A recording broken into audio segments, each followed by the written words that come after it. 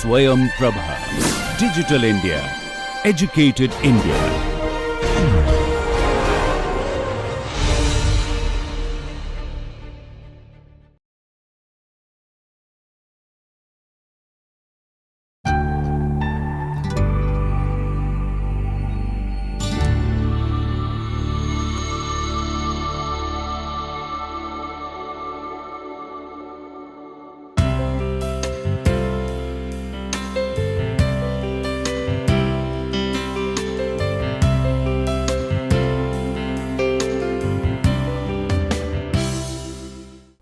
Good morning and welcome back to my course Partition of India in Print Media and Cinema. Today we are going to start with women in the context of partition, a topic that we have been discussing through the last several lectures. So, a topic that we have discussed in the last few lectures. So, as regards Pakistan, we see when we talk about the question of legitimate and illegitimate child, Pakistan had already developed a hostile relationship with India's national interests, and so it was perceived that Pakistan has violated Hindu women's sexuality through abduction and compulsory cohabitation, conversion of their religions, and this raised the issue of legitimacy of the children that were born as a result of wrong or unnatural unions, wrongful unions, and what would be the position of such children in the future formation of committee. So, what would be their position as members of the new nations that were being shaped, being fashioned. So, leaders such as Sardar Bhupinder Singh Maan and Chaudhry Ranveer Singh would portray India as morally superior to Pakistan, a country that took it as its liability and responsibility to protect and return the abducted Muslim women to Pakistan under the Abducted Persons Recovery and Restoration Act of 1949. And so, through this behavior, paternalistic welfareist behavior, India was expecting similar reciprocation from Pakistan, similar reciprocation from Pakistan. So, but it is India says, according to Indian records, Pakistan was constantly acquiescing. Pakistan was acquiescing but deferring the process of returning of the Hindu women. So, during the rehabilitation process, a lot of historians and feminist critics put this entire operation and procedure into question, as there were a number of problematic aspects that were observable during the procedure of recovering and repatriating women. Police, for example, were given the authority to search and seizure, and it would mean that they were protected from civil or criminal punishment for any of the excesses that they were committing in the process of recovering during the recovery process. So, at the same time, abducted women's and the children's all democratic and fundamental rights of the abducted women and children were suspended, virtually suspended. So, they did not get to make any choice regarding their future. And so, a comparison of honoring the moral obligation, was raised with Pakistan being portrayed as the abductors nation and India as the parent protector nation. So, Muslim women, according to India, that the Muslim women that were abducted were only cases of exceptions or aberrations. So, Hindu as a general, the stock image of the Hindu was that of the tolerant, restrained male that shaped the spirit and the core essence of the post-colonial Indian nation state. So, the term abducted refers to it had a very specific meaning in the post partition, starting from pre-partition time, and this meaning was given temporal and specific conditional boundaries. So, abduction or the abducted was not a very loose term. It had its own specific range of meanings, and so the referents were limited. We see abducted refers to a male that has been kidnapped after March 1, 1947, a child under the age of 16 and a female of any age that has been forcefully removed from his or her family and forced to live with a person or family from another community. So, the question that arises in this context is what happened to people, who have experienced similar situations, but before 1st of March 1947, or who were a little older than 16 years of age in the case of males. And so, people would ask, there were no reasons, the question of defining the abducted in terms of a temporal bracket and an age bracket was something that left out a lot of other experiences that were similar. So, the recovery and restoration of kidnapped persons was deemed as so vital that after a lot of debate and deliberation, the Recovery and Restoration of Abducted Persons Act of 1948 was passed. It became a concrete act. It was materialized into a concrete act.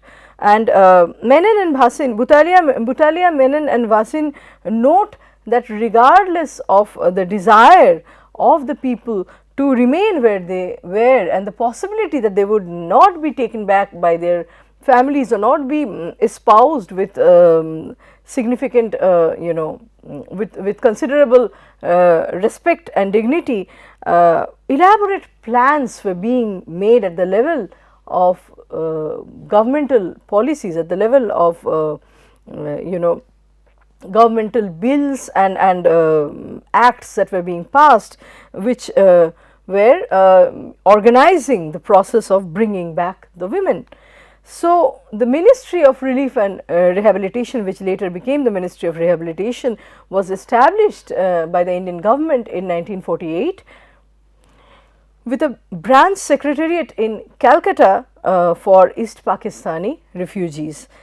So, considering the need for a specific category, a plan was developed in collaboration with the government to investigate the requirements of the Dalits and the women separately. So, the Ministry of Rehabilitation drew up elaborate plans to provide housing, education and employment for the refugees. In fact, when we look at the case of the western part, the partition in the western part of India, the Congress government actually played a major role and a commendable role at that in supporting and rehabilitating the refugees.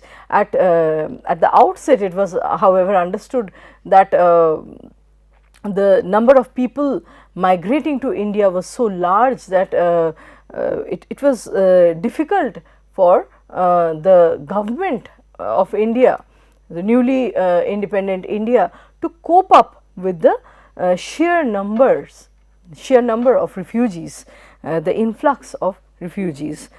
So, a section of Dalits and women were also made part of the Ministry of Rehabilitation, who could look at the needs of the respective groups, and this kept in mind the question of unique categories and their unique demands and requirements. So, post March 1947, we see the leaders and representatives of the Indian and Pakistani government meeting in Lahore in September 1947 and taking steps to recover and restore the abducted person, right. And we have already discussed how the definition of the abducted person was constrained to temporal and age boundaries, and other cases were thereby being overlooked. So, and there were some typical circumstances of abduction, such as some women being left hostages by their own families for the safe passage of the rest of the family members of the kin. So, there were many other cases where women strayed or separated from their group, and they were picked up later by criminals. In other cases, they were sometimes given protection and later incorporated into the host family.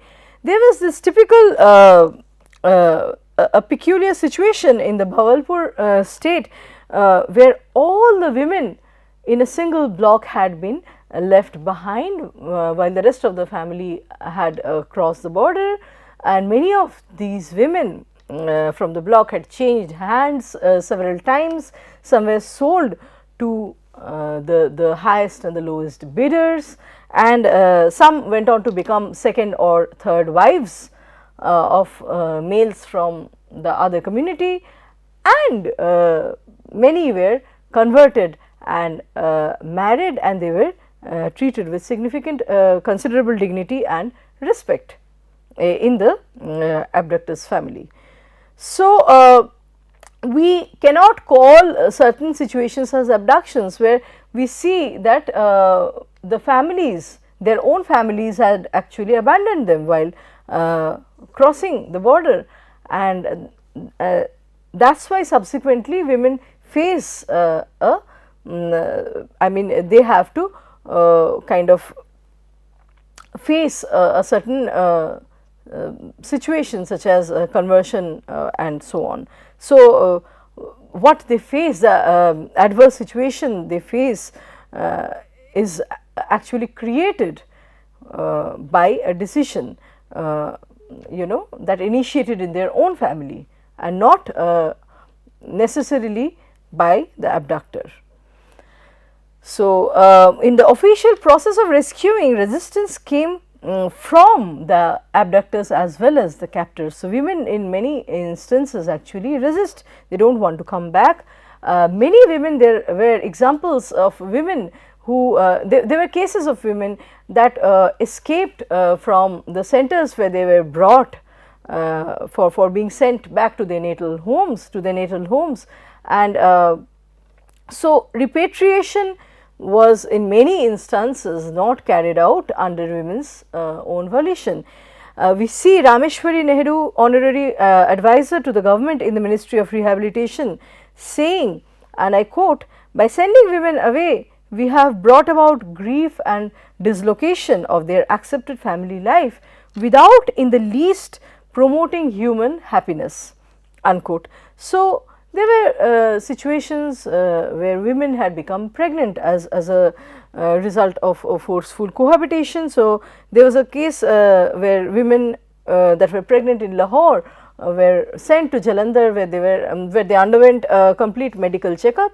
It is a euphemism used for abortion, and then they were reunited with their family for the fear that their family would abandon them, desert them in pregnant conditions. The debates that were raised at the level of government, at the level of the central government. So, children born in Pakistan would be left in Pakistan, and children born in India should be left in India. So, this was a cruelty that was being inflicted on a woman that was already brutalized. So, it would mean, so the question of number became more than individual choice or preference. A woman was reduced to a womb. So, repatriating a younger woman that was capable of giving birth became more important and urgent than bringing back an old woman. So, a woman's national service to nation was necessary in terms of giving birth in her homeland, and it was tacitly understood that giving birth to male children, increasing the number of males in the community where she had originally belonged. So, that is why it was important to bring back the woman, but leaving back the child, the illegitimate child born of wrongful union. So, this once again went on to say that the father was the original claimant of the child. The father, the child should be consigned to the father. He could actually bring up the child more properly. He was the original guardian. The mother as a guardian was not recognized. Despite the fact that most women, especially the mothers of the firstborns, the women that had become mother for the first time, were not at all ready to give up their children, many eventually had to acquiesce and comply with the familial pressure, with the pressure, tacit pressure at the level of the government, and so these children, newborns, were taken away by the abductor and his family. So, children born of such unions were considered as illegitimate under the act that defined. So, children born of such unions were considered illegitimate under the act, the Abducted Persons Act. So, children born under such under such unions were considered as illegitimate under the Abducted Persons Act. However, the irony lay in the fact that they were recognized under abducted persons, but never quite returned. In this debate, we see leaders such as Pandit Thakurdas Bhargav saying that while abduction was a shameful crime, it was recognized as something to be condemned. The abductor could not be relied upon to provide security or dignity to the woman that he had forcibly converted and married, and therefore, she should be reunited to her original home. So, at the same time, the paradox in this particular perspective that many ministers or leaders at that time adopted, the paradox lay in the fact that they were asking the children to be left with the father. So, the children in the case of Thakurdas Bhargav, who was an inhabitant of India, a Hindu, he would say that there is no reason why a child born in India should not be a citizen of India. In other words, if it is a child born of a Hindu male abductor, the child should be given the father's name. So, this contradicted the 1949 bill defining abducted person.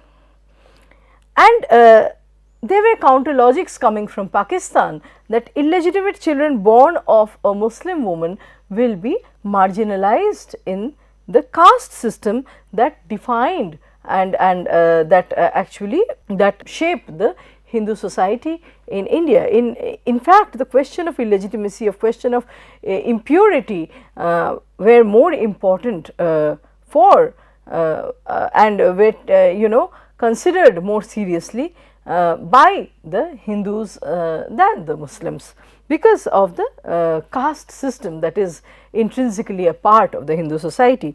So, Pandit Kunzru raised the question, if a woman keeps a child with her and takes the child to her original home, will the child be treated as a normal member of the mother's family? So, here is where we see the patriarchal values coming in, the question of blood and lineage being identified with the father's name and the father's family.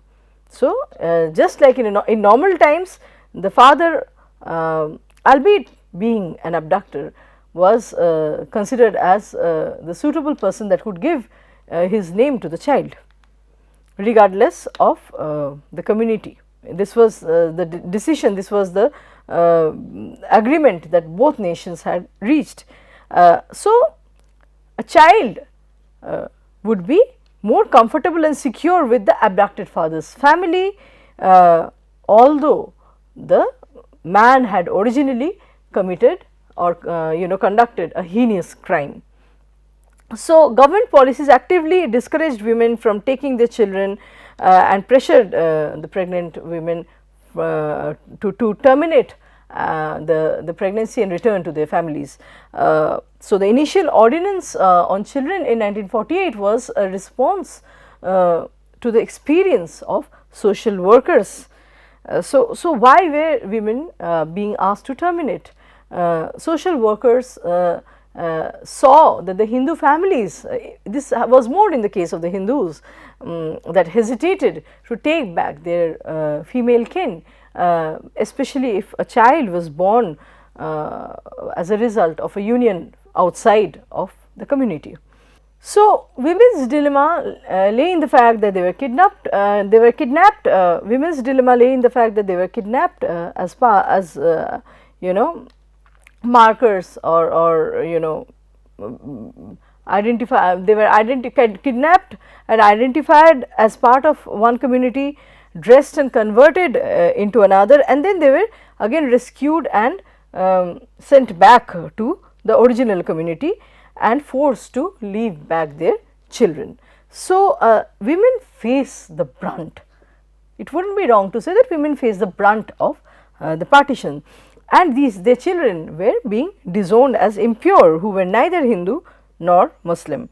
So, throughout the repatriation process, the issue of maintaining communal purity and difference, the question of blood and belonging actually prompted these bills and these policies, these acts, and they were being etched on the bodies of women and children.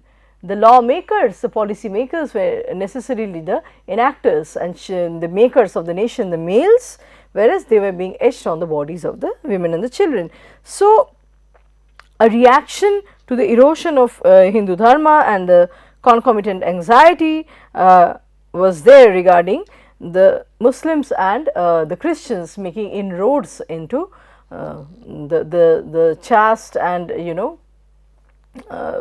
the sacrosanct Hindu, the Hinduness, the pristine Hinduness was being besieged by the Muslims and the Christians. So, recovery becomes a process that is similar to Shuddhikaran, the Shuddhi program or purification that was observable in the Arya Samaj, a process of taking the Dalits, the fringes of Hindu community within the mainstream.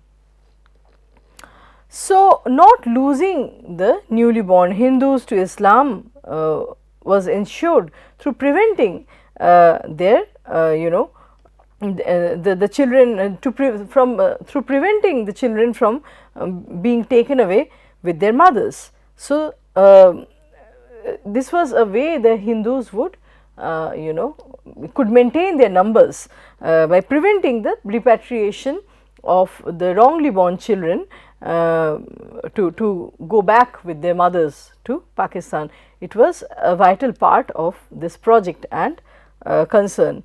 So, and this anxiety reflected at all levels the question of legitimate membership at the level of family, community and the larger nation. So, India prevented sexuality to be contaminated by secularism. So, this is another paradox that we have to understand.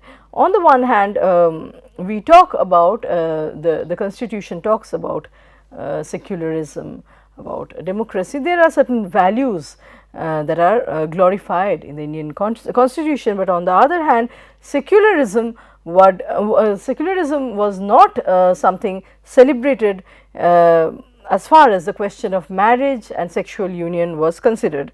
So, there was neither social recognition, neither social recognition nor legal sanctioning of alliances formed between Hindus and Muslims, especially in the cases where they were done when they were done forcefully. So, so relocating a woman's sexuality from fake to real family, where her sexuality could be suitably supervised, became a part of this project.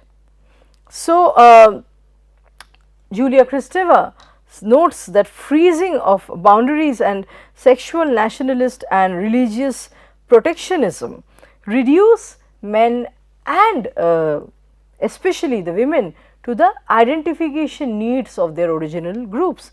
Going back to the question of the grand narrative and the personal narrative, the personal narrative is obfuscated, almost invisibilized and muffled by force and from above by the grand narrative.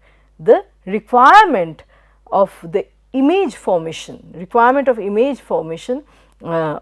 the group, the larger group, and so these individuals are imprisoned in the primal cosmos of to begin with the primal cosmos of family, and then ethnicity, nation and race.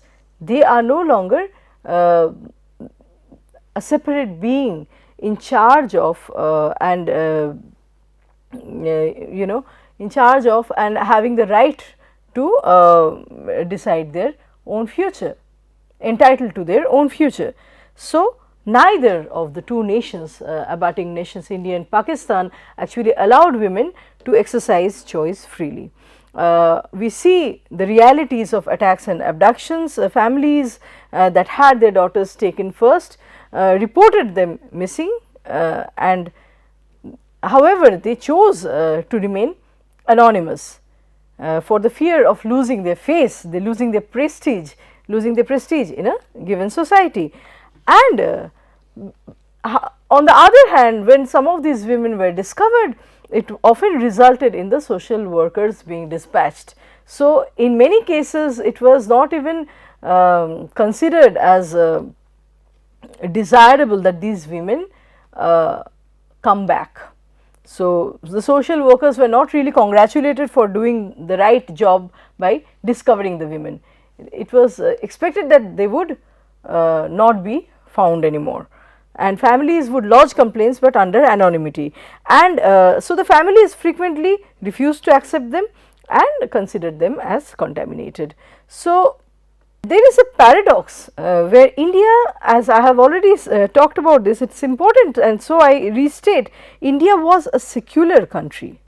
After the independence, India declared itself as secular, and yet demanded the return of Hindu women. India demanded the return of Hindu women that were abducted during the partition, and return of the Muslim women to Pakistan.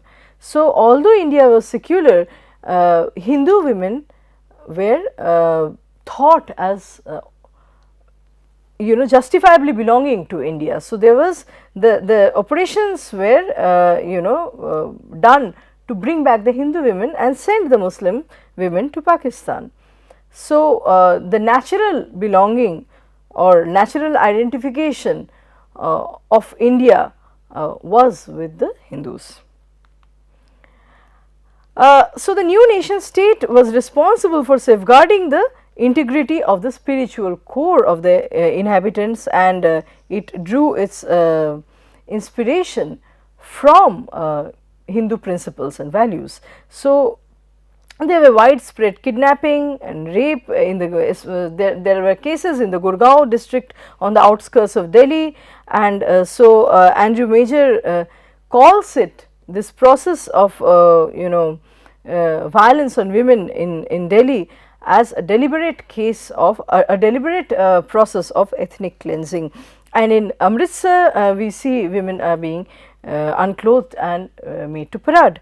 and police, landed magnates, Muslim League members, they were all they all harbored and protected criminal elements, shady elements, and the perpetrators actually belonged to these belong to one of these prominent umbrellas, and so they could actually go scot free after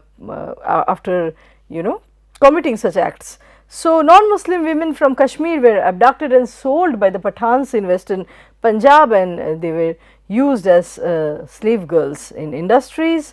Pathans had also started abducting and selling Muslim women, and the Sikh Jats and refugees from so in addition to the Sikh Jats and refugees from the western Punjab, the local police, the Indian military routinely abducted and distributed Muslim women in eastern Punjab.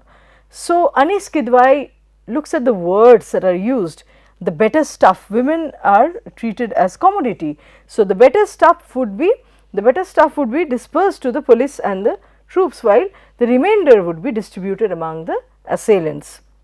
So, police army forces were engaged in violating the Muslims in and around Delhi, and so both the prime ministers Nehru and Liaquat Ali Khan had decided by September 1947 that they would not accept forced marriages, and both the nations univocally approved this agreement in December at the Inter-Dominion Conference, which created the recovery mechanism. So, the central recovery officers in both the nations were in charge of gathering claims for abducted women by their family.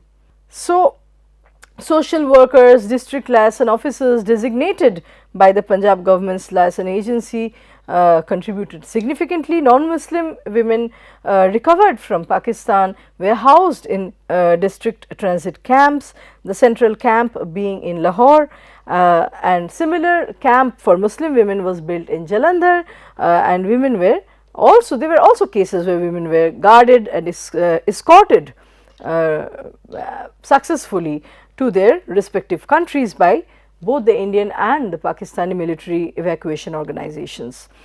So, when recovery operations were being delayed, Nehru admitted by 1948 January that neither side had really worked hard enough to repatriate the victims in the true sense, and because the Hindus and the Sikhs, the Hindu and Sikh refugees erroneously believed that